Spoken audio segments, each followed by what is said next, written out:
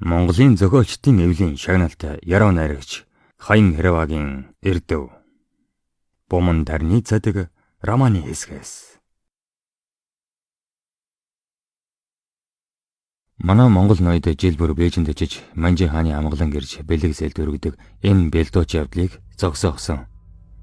Өнгөрсөн жил Манжин хаан манай залуу ноёд болох Түшээд хаан Дашнам, Бээс Гомсрон, Эрдэнэ хаан Намсраа, Засагт хаан Содном Равдан, Цэцэн хааны хаан Гомсрон нар Манжин хааны амгалан гэрж бэлэгсэлд өгөх гэж холоос очихтан Монгол ноёдтыг Манжин хаанд бараалхуулахгүй санаатаагаар удааж 50-60 янзын гахаа дахааны махта хоолоор дайлж аль тухта төглөх газар байрлуулан газрын мэдэхгүй оровлын хандтай арх болгож тэдний үг яриа үйлдэлбэрийг дагнаж туршин хооронд нь ясгайж хямралд болон бриллиантуулахыг санааргасан байна.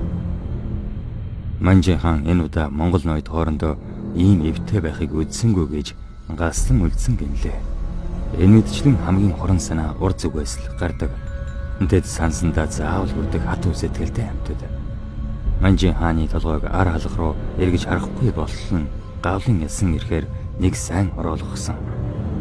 Алтан хоо маань ингэж эгүү зэрэг худагт залбирав. Худагт таны хэлдэг тон зөв шүү. Манжин хаанд тэнгэрийн ташуурал дутаад байсан юм. Бадаргуулт төрийн хаан нас бараад хойд өдөр нь асран буйнд цэши хатан гэнэт насан элэгдсэн тун хажиргалтай онцох хийгээр үлдлээ.